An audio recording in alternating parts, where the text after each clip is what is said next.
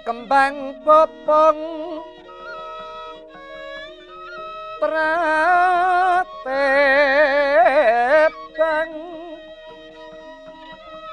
rara yungan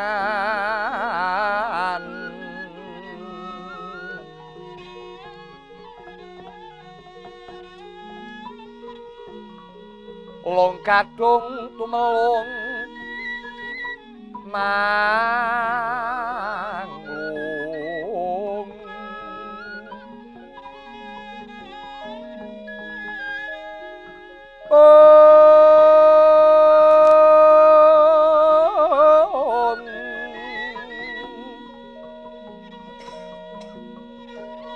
kati yupeng maruta mondo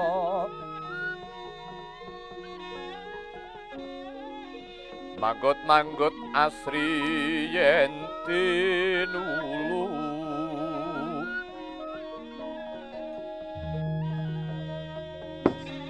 karya sengsem kang kumingal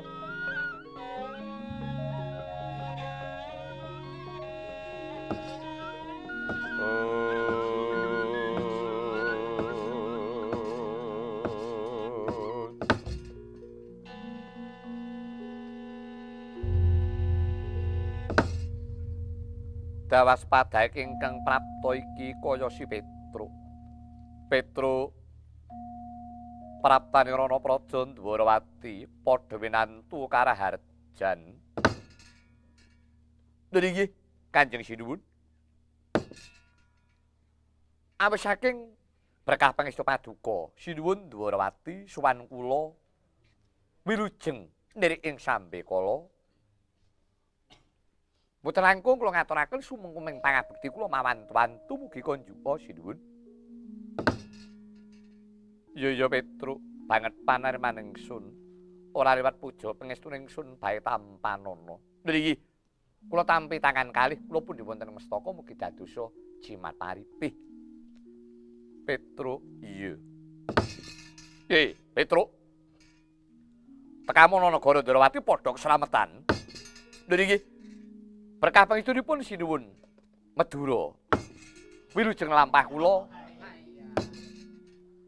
lir Sambekala. Lho apa kuwi lir? Dungkap ingkang kaping kadwi. Kula ngaturaken sumungkeming pangabektos kula mugi konjuk. Mundak saiki kowe. Iye, pangestunipun. Iya. Pangabektimu tak tampa. Pangestunipun bae tampanana. Lho niki ingkang kaping katri.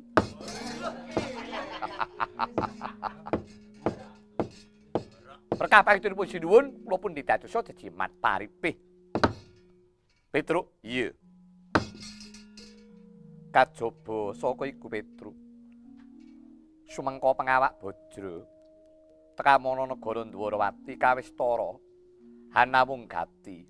Petruk Morenggah matura apa baya ingkang dadya wigatine. Niki mekaten Sinuwun. Sowan kula wonten ngarsa paduka ingkang Sinuwun.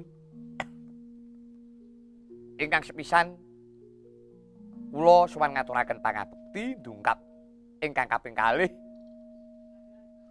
Kula menika kautus kelawan ingkang rayi Ndara Raden Janaka. Iya. Kula kautus kinen ngaturaken inggih menika Nah. Kula kinen ngaturaken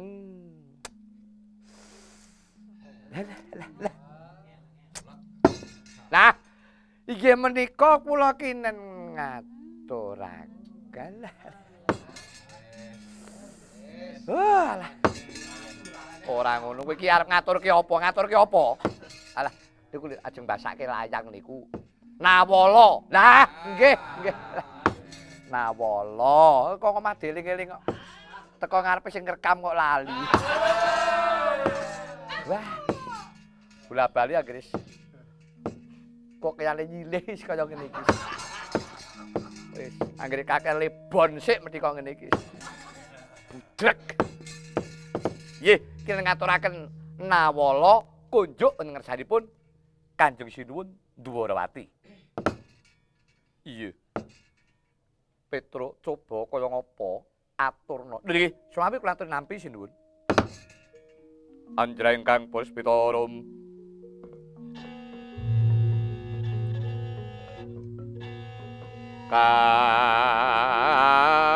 kasliring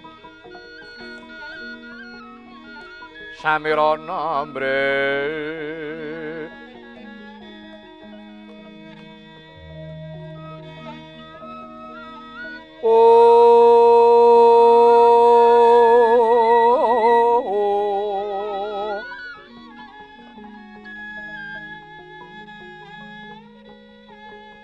Sekar gadung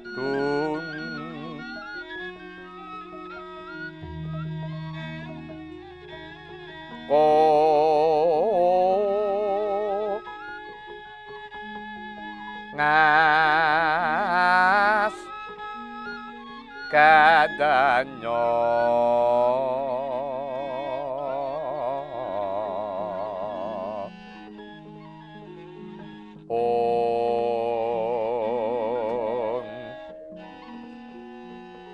mawerara srenaning driya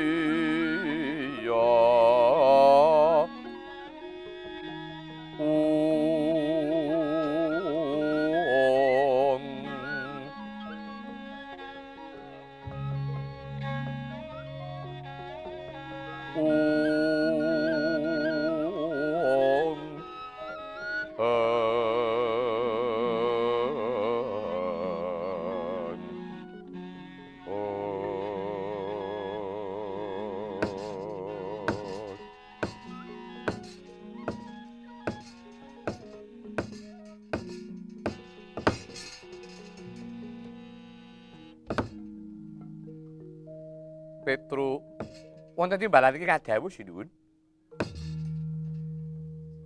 Apa jeneng sira wis pana pranawing sastra kang kamot jroning nawala iki, Petruk? Menapanipun? Apa jeneng sira wis pana pranawing sastra kang kamot jroning nawala iki? Lho. Nek sastra mboten tumut. Amargi sanes rombongan mriki. Ingkang kula ngertosi sastra samin menika rombongan cokek. Ora jane kowe iki wis ngerti tembung iki mampo durung? Kok blawanan ora? Lho. Pripun janjane tembung niku tegese pripun?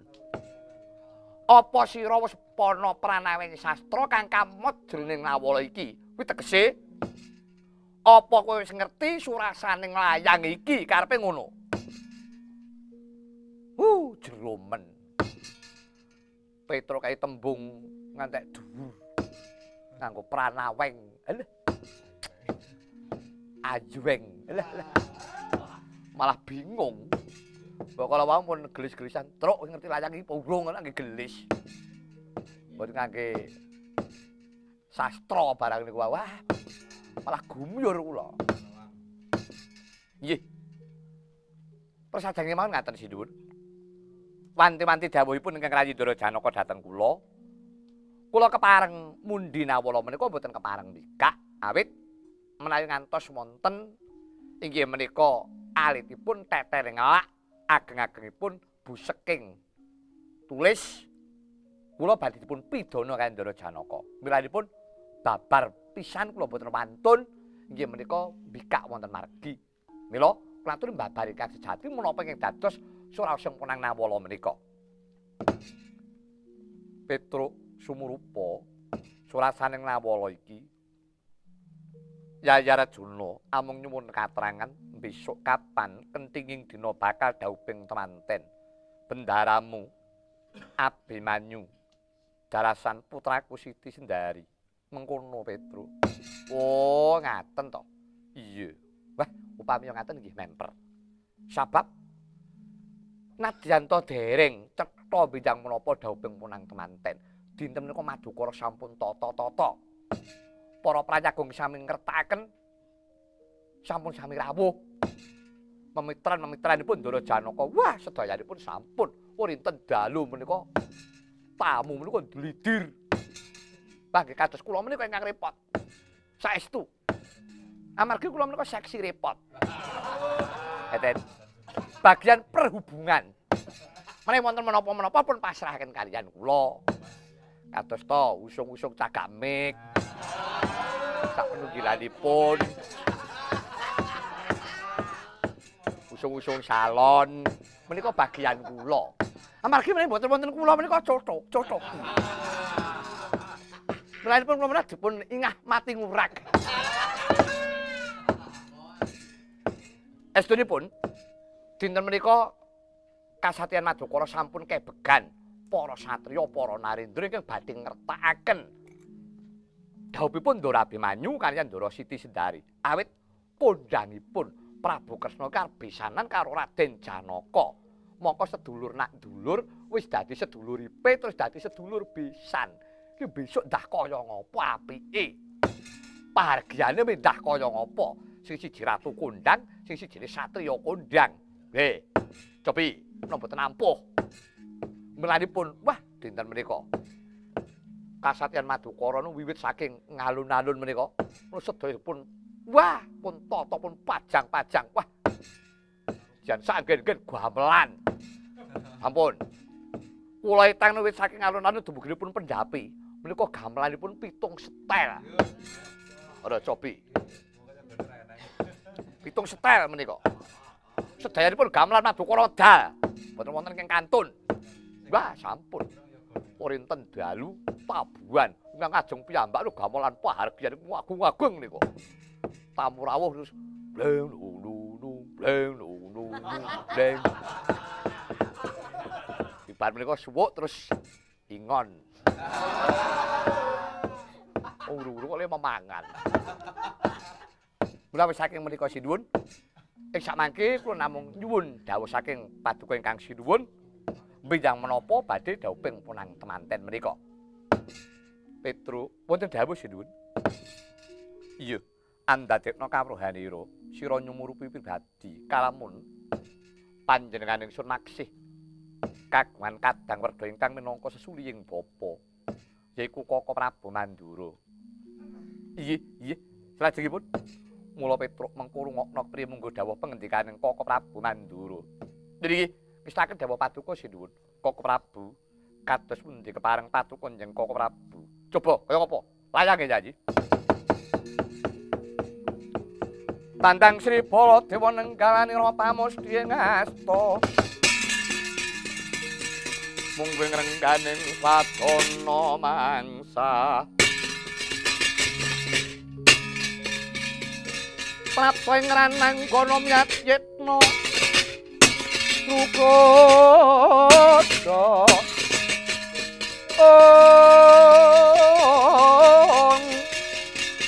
Yai Pate Pansatnyono Kinen mangsa patuk kridanira dwi panggo ngundha denda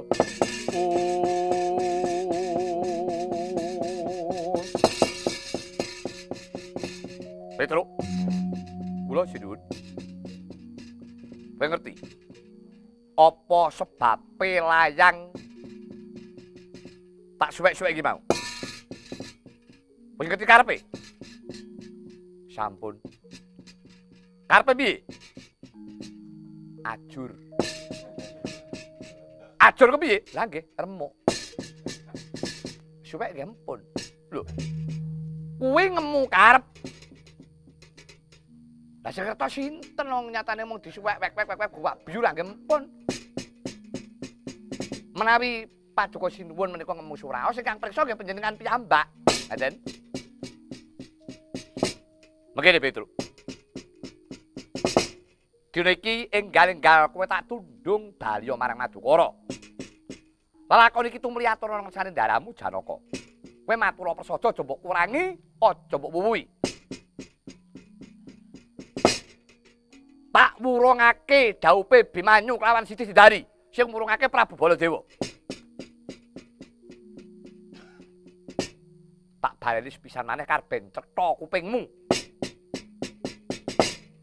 Dhaupe Abimanyu kelawan Siti Sindari tak wurungake. Mula dereki enggak baliya marang Madukara. Aturna nang sanendaramu Janaka. Yen pancen daramu Janaka ora trima kon teko ning negara Ndarawati. Kon ketemu karo Prabu Baladewa. Wis cukup, baliya. Nggih. Matur nuwun. Paduka Sinuwun sampun paring dawuh iki kados mekaten namung keparenga kula badhe ngaturaken pangunek-uneking manah kula. Rene kula menika nggih namung dipun kengken, tegesipun kula menika balang saupamenipun. Namung nadyan kula menika kengkenan kedah ngrampungi damel. Upami dipun wurungaken nggih monggo namung perkawisipun menika ingkang cetha. Kok diwurungake iki sababe apa menika kedahipun wonten, ngaten. Amargi menapa? Miturut pangendikaning para pinisepuh menawi Ndara Angkawijaya kaliyan Ndara Siti Sindari sampun trep, sampun sami tresnanipun. Lah kenging menapa sakmangke kok wonten tembung Bapak Angrayana jujulan usuli. Mboten kertos sangkaning bilahi dipun wurungaken. Lho menika nggih muka sanget. Lajeng jalarane wurung ki apa? Nek kedah cetha. Dados kantenan anggen kula matur. Ora perlu matur sing akeh-akeh. Lho, mboten ngaten. Mboten ngaten sinuwun. Sedaya menika supados mangke cetha mboten tutuh tinutuh. Ngaten. Kula mangke matur ngensanipun Ndara Janaka mboten cetha atur kula dipun dukani. Wong gerang ora cetha dikongkon amparantasi gawe. Lho, Cobi. Kok diwurungake apa mergane wetone iku ora gathuk menapa dos pundi? Apa ging? Jadi nek wage karo paing niku ora apik. Napa jilu? Lusan. Niku nggih mboten sae. Nglangkahi kali ya ora oleh. Lho menika perkawisipun cetha, Kaden. Dados supados mangke mboten tuna dungkap anggen kula matur. Ora perlu kowe negesake perkara iki. Sing baku kowe kudu bali. Rampung ora rampung sing nyukupi butuhmu Prabu Baladewa. Lho mangke riyen klentu lho nggih. Klentu. Klentune piye? Lho mangke riyen. Sinuwun Pandura menawi mangsulaken kula menika sanes wewenang panjenengan. Lho. Bawur mripatmu. Lho mboten ngaten. Nun sewu. Mboten ngaten. Aku iki sedulure tuwa Prabu Kresna. Lho nggih kula pun ngertos. Nek Prabu Baladewa niku kadahipun perca Prabu Sri Bathara Kresna kula pun ngerti. Ngertos kula. Ning perkawis sedulur-sedulur ning wewenang niku dhewe-dhewe. Nuwun sewu. Panguwasipun Sinuwun Prabu Baladewa nggih wonten negari Mandura mriku. Niku wewenang panjenengan. Lah, menawi wonten negari Ndarawati menika nggih wewenangipun Prabu Kresna dados lenggahipun Sinuwun Prabu Baladewa mriki menika sami kaliyan kula. Prabu Baladewa niku tamu, Petruk niku elek-elek nggih dayoh. Ngaten. Mboten enten jamake dayoh murbodayah niku mboten enten. Milanipun badya kados pundi kemawon ngendikanipun Sinuwun Prabu Baladewa mboten kula mirengaken. Sebab mboten wonten sambung rapetipun kaliyan sowan kula menika kala wau jalaran sowan kula menika ngadhep kaliyan Prabu Kresna. Nek dawuh niku Prabu Kresna, truk kowe baliya. Wangsul kula, wangsul. Ora nek aku arep nginep. Apa nginep yo ora nang nggone. Apa? Meng kon turune dhuwur rancaan, apa? Pun, boten ini. Nah, jangan ten mriki. Pilih munggah.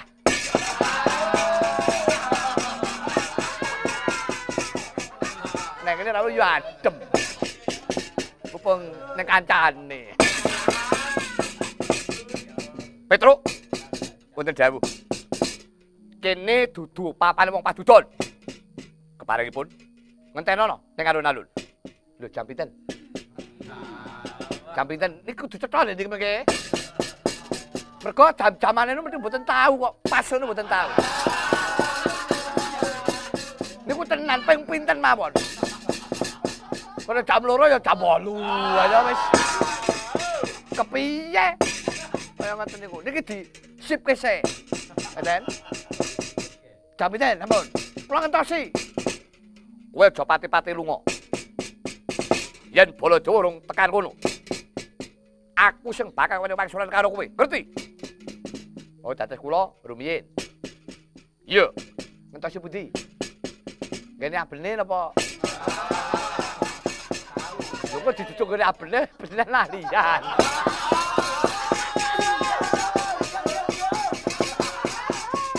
Alian ora omong bareng anu. Kula kecele. Mongko aku wis raup. Baru tak lho, iki juragane kok rene. Mulane alian ning kidule, wah. Lho kaya ngoten niku lho. Sing kula jagani niku. Apa kewas to kula? Wis raup e. Terus kami jenen wadan. Eli nika kula. Wis disio, kira meneh aku teko. Nggih, kepareng Petajawi, Sinun.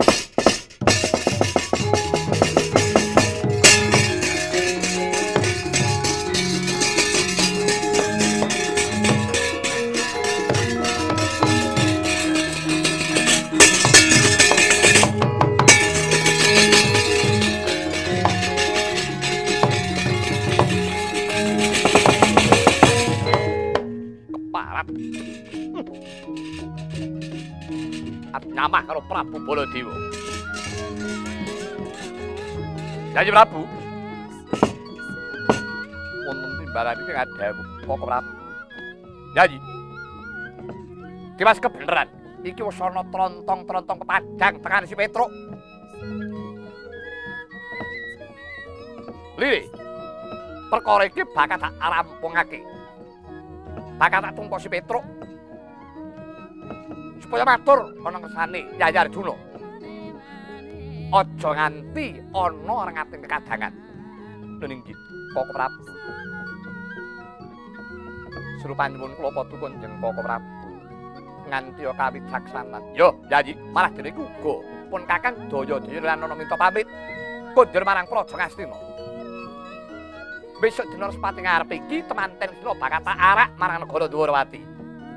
Kawula nuwun nggih, Koko Prabu. Kula tampi kanthi Suporna raos sing manah kula.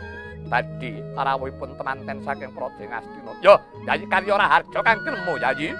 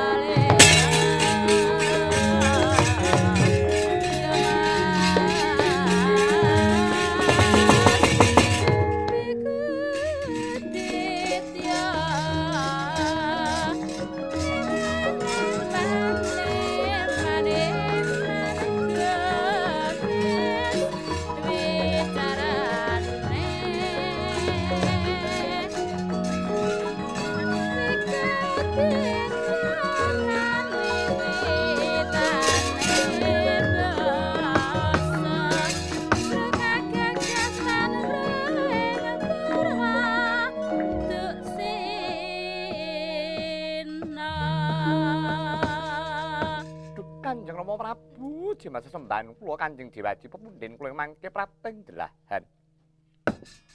Menawi ngantos wurung dawuhipun kadang kula, Nyai Abimanyu dalasan Siti Sendari lajeng kados pundi Dewaji?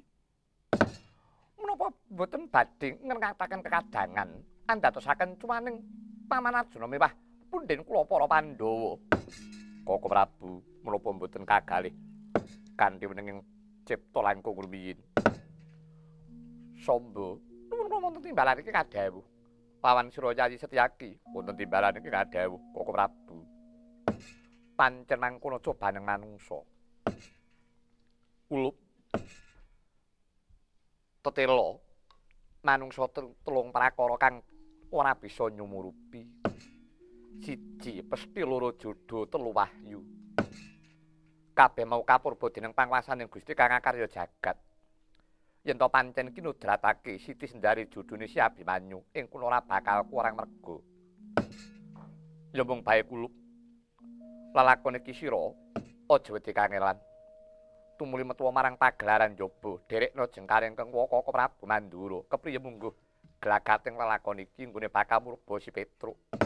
Kawula ninggisaken dawuh paduka Kanjeng Dewaji Kepareng ingkang putra Madaring Pasilan. Kaya wis ora ana dawuh maneh, Setyaki wonten timbalan ing dawuh Koko Prabu. Bubarna Purwadi ingkang gantung sebengsun kundrang daton kawula wis taken dawuh paduka yen Koko Prabu. Sebejarak katarika wau riwusna paripurna sabdanira Sang Buminata. Ndwarawati Sri Narpati Kresna sigra kundrang daton piyak ngarsa tangkep wuri. Yen to Cinandra kunduring Sang Nata kaya wis lilih tiasira Sang Katong.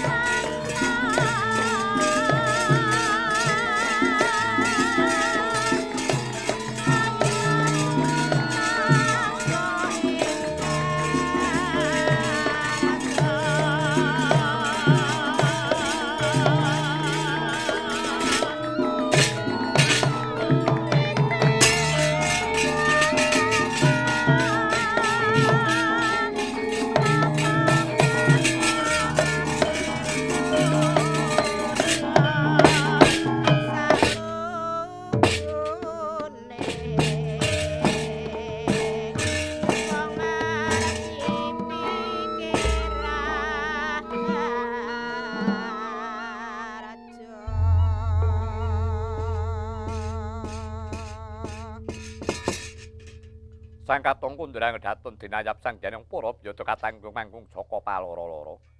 Ingkang sanyong ampil upacarane keprabon. Kandhek sang ajenging gapura Sri penganti mriksani parengganing gapura kenariyong lipur sungkamaning driya. Titi purning gati dinira miksani rengganing gapura terus kundurang datun. Tatan katarita rengganing nyapuri sang nata sigra manjing jroning panti busana, panti papan busana pengageman. Lukar busana keprabon ngagem busana kapanditan sigur minggah dumateng sanggar pamujan meminta sih nugrahaning Jawata. Gandane kang sekarang gadhong miwah kembang menor kang esmu arom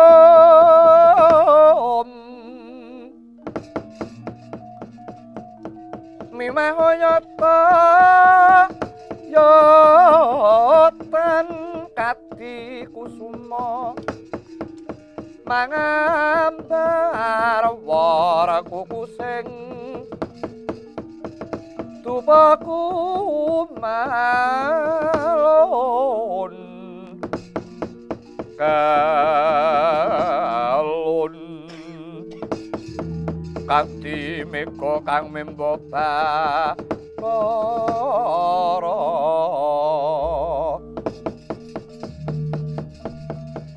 tan samar pamoring suksma sinok semaya winah ya engah sepi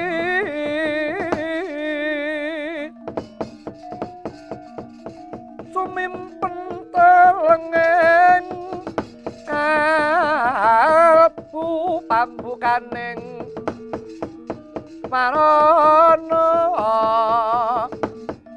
talen saking liyap layaping uyup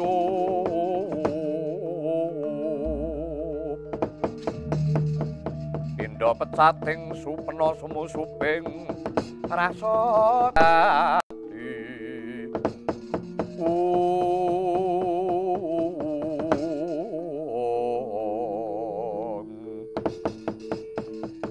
enggaling kang cinarita greseng wong kang munggel kawi kawusing pagelaran njaba nata Mandura Prabu Baladewa Sigra animbali sagunging para kadang sata Kurawa piyak ngarsa tangkep ing mburi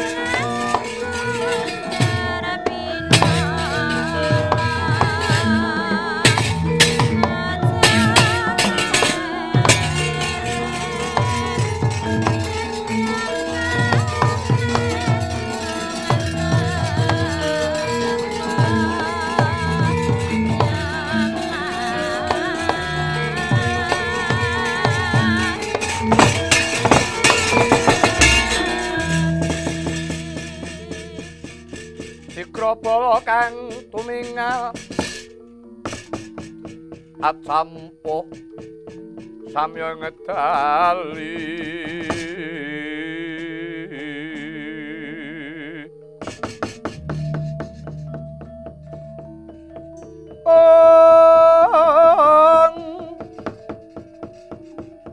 ler tatet wileteng kota dan mangkung manguncang niti benjang sangat dimicil latinya ngedali wuwus trasta Surawilaka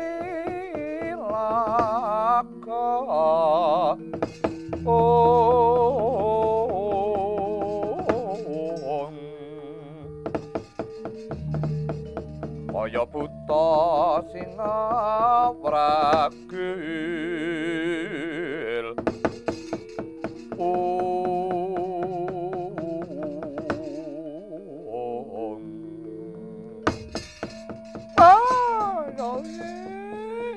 Kuduk manyar-manyar. Mpret kantil buntute iki santing-santing cilik mulai dicoplak dadi malah Allah. Kula waspadaken ingkang miyos wonten ing pagelaran Jawi Kati Paduka ingkang sinuwun ing Mandura Prabu Baladewa. Keparengipun bapa ing Saka Lima. Dumadung dawuh ngger, anak Prabu kados pundi anggen Paduka pepanggihan kawan ingkang rayi sinuwun Prabu Sri Bathara Kresna. Menapa sampun saged dipun tampi penglamar saking negari Ngastina, ngger? Semanten ugi kula Kaka Prabu Sri Paduka ngawangga. Dumadung dawuh kados pundi pawartosipun?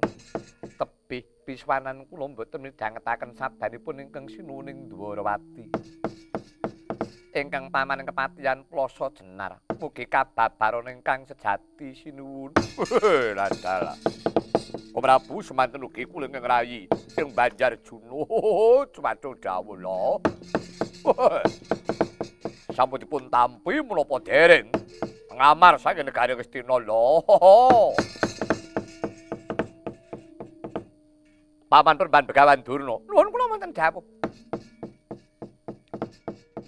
Kauningan paman. Yektinipun penglamar saking negari Ngastina menika sampun kedaluwarsa. Lho. Leripun kados pundi? Kawon rumiyin penglamar saking Madukara, Yayarjuna. Lho, nalaripun Siti Sendari menika sampun badhe dhaup kelawan Abimanyu. Lho. Lah, penglamar saking Ngastina kados pundi menika, Ken? Mongko petang kula menika sampun tirik-tirik. Genah jarakipun nggih sampun sae runtut.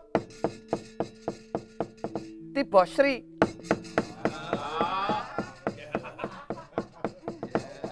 Kaya mudeng-mudeng. Oh alah wakne. Sing tak gumuni. Ngapa? Kowe iki metung pinter. Ndhawuhke sapa-sapa dadi. Metungke kono metungke kono gathuk. Lho bareng tiba awakmu dhewe. Lho kok malah ketula-tula ketoyong-toyong. Kaya kebangetan temen tok murip. Eneng apa? Lho sing tak gumene ya akeh wong lho. Lah kowe iki milih ki apa ya ora iso ta. Kowe menungsa iki nek karo jaran iki. Oh tak tempiling mati kowe. Cerewet. Padune mengar garapi kowe. Tak merono-merono. Macem-macem. Sajake. Lajeng kados pundi nggih? Menapa Paduka Sinuwun boten saged murba kelawan ingkang rayi Sinuwun Prabu Kresna? Paman Durna. Nggih. Awit anggen kula ngrika daya kelawan Yaya Prabu Sri Bathara Kresna temanipun dinten menika dipun wurungaken dhawuhipun Abimanyu kelawan Siti Sendari kang satemah Yayi Kresna purun nampi temanten saking negari Ngastina. Nah, ngaten nggih. Kiranganipun menapa Paduka Kang Sinuwun? Sedulur tuwa kuwi kena kanggo wakiling bapak. Mestinipun ingkang Maranata kedahipun sinuwun Prabu Baladewa sampun ngantos paduka menika dipun singkur. Ngaten. Lho bab perkawis waskita menika waskita Prabu Sri Bathara Kresna namung bab perkawis kalenggahan wong tuwa kuwi aja nganti disepelekake. Ngaten. Nggih, kula pitados. Awis saking kawicaksananipun sinuwun Prabu Baladewa menika mangke tartamtu badhe saged kasebatan. Namung tasih wonten wagelipun Bapa. Manek bab ingkang pundi sinuwun? Ngaten. Menika kala wau Arjuna utusan kelawan Petruk. Ingkang suraosipun nyuwun katrangan benjang menapa dauping ponang temanten. Namung ketingalipun Petruk kula wangsuli menika malah semunipun maiben kaliyan kula. Lho. Petruk niku maiben kaliyan sinuwun Prabu Baladewa? Inggih, Perempat. Lho, edanane. Wis arep nemoni lelakon apa cah iki? Lha ngatasipun Petruk lho kok wonten maiben kaliyan paduka ingkang sinuwun. Kula gegiro. Petruk malah semunipun nantang perkawis kaliyan kula. Cobi Perempat. Kula purih kentosi wonten ngalun-alun malah Petruk niku ndengengek. Mangsuli jam pinten? Lho. Weh, lah keparat. Malah kendel temenan bocah iki. Menawi saking menika. Perempat Begawan Durna dalasan kabeh para kadang Sata Kurawa purbanen si Petruk. Sing baku dina iki temanten wis diwurungake saka Madukara. Yen pancen mengko ora bisa nyembadani kelawan si Petruk. Prabu Baladewa sing bakal magang gawe. Oh, nggih, sampun ngantos paduka ingkang sinuwun. Ingkang magang damel saru. Cekap. Para kadang-kadang Sata Kurawa, pinten baginipun Petruk? Petruk niku tiyang napa? Boten seminten kadekteyanipun. Gampil nyepeng Petruk, gampil. Wakne Durna. Apa? Kowe aja gegampang, aja gegabah karo si Petruk. Nek miturut rasaku Petruk ki malah wong angel. Lah angele nggon apa? Saiki kowe bisa ngarani gampang-gampange piye? Petruk kuwi wong keserakat. Ngono. Watak Petruk ki to wis. Petruk kuwi anggere siji weruh panganan enak. Loro weruh rokok. Telu duit. Wis to kuwi glebek. Tenan. Kowe tau ngaku rombongan dikaya ngapa anggere diundhaki 500 e minggat. Kuwi watak Petruk kaya ngono kuwi ngono. Apa ora apa kowe? Watak mantune para Petruk-Petruk kuwi. Kok para Petruk-Petruk? Ditata maning-maning kaya ngeteng blesar ora karu-karuan lah judek aku. Monggo tak nyasake seragam barang. Lah wis werna-werna ora. Ngene ya disuni. Petruk kuwi anggere mengko diwenehi sandangan sing apik, dhuwit sing akeh, panganan sing enak, mesti Petruk kuwi manut gampang dicekel. Wis ben kuwi. Lha iya. Diwenehi panganan enak, dhuwit akeh, sandangan apik seneng. Kuwi nek wong waras. Lha iya. Lah Petruk iki wong edan. Ada. Petruk iki wong edan, wong ora genep. Dikeki moh ning ora dikeki nyolong. Lho kuwi. Kelakuane Petruk kaya ngono kuwi. Nggon pernyolongan iki Petruk wis membudaya. Wis nyolong bab apa bae iki mesti nyolong. Nek ora colong kan ora kelakon ngono. Ala omong ngamuk lho dikandani kok. Wis, kuwi tenan. Nggih, sinuwun. Pak perkawis menika mangke kecekap wonten ri paduka para Kurawa. Janji karna, kula wonten dawuh Koko Prabu, mangsa Budhawa. Purbanen si Petruk. Aja nganti midun gawene. Lho iki. Koko Prabu ngestaken dawuh paduka. Dene iki pun Kakang bakal daya-daya atur uninga marang Praja Ngastina. Kawula nggih Koko Prabu. Paman Senguni. Wonten timbalan iki ngadhawuh tumrap Budhala para kadang Sata Kurawa. Lho iki ngestaken dawuh paduka sinuwun. Swatama. Wonten timbalan iki ngadhawuh paman mara diagi kula nembang tengara Budhaling Madya. Lho iki ngestaken dawuh paduka paman kepareng madaling pasilan. Mundur undang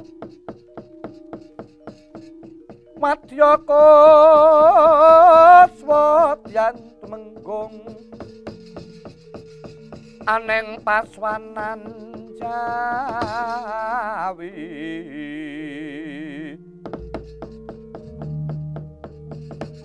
swanane tengara ngungkung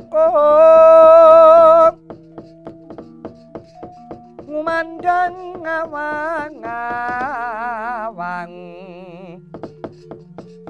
tambur slompret pendekong berilan uksur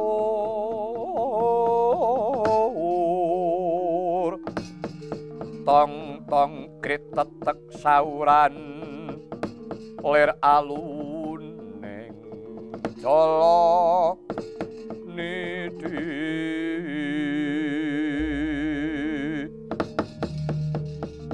sampun asamekta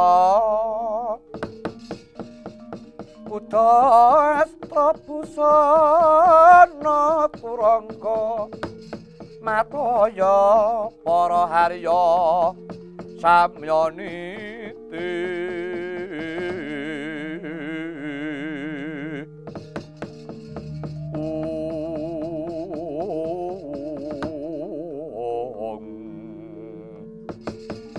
wirakani neng solah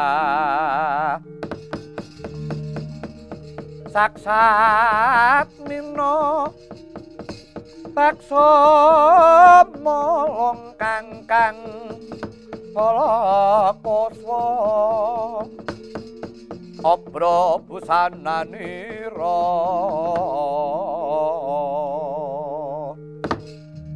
sampun pepak para wabya sawekongan ditengara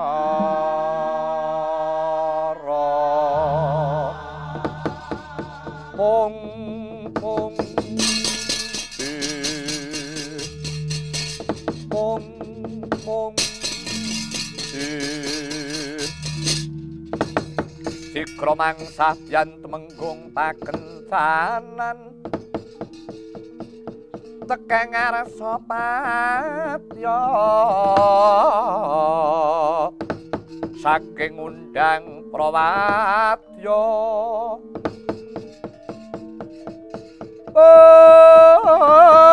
sadaya sampun miranti tunayakaning praja tatan ngujwani karya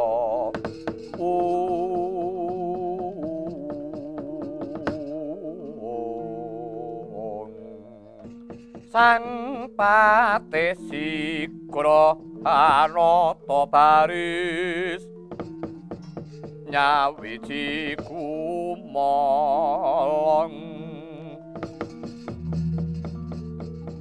dampyak kumrekut lampahe binarung krapyak watangakati kumelarnge bagi surake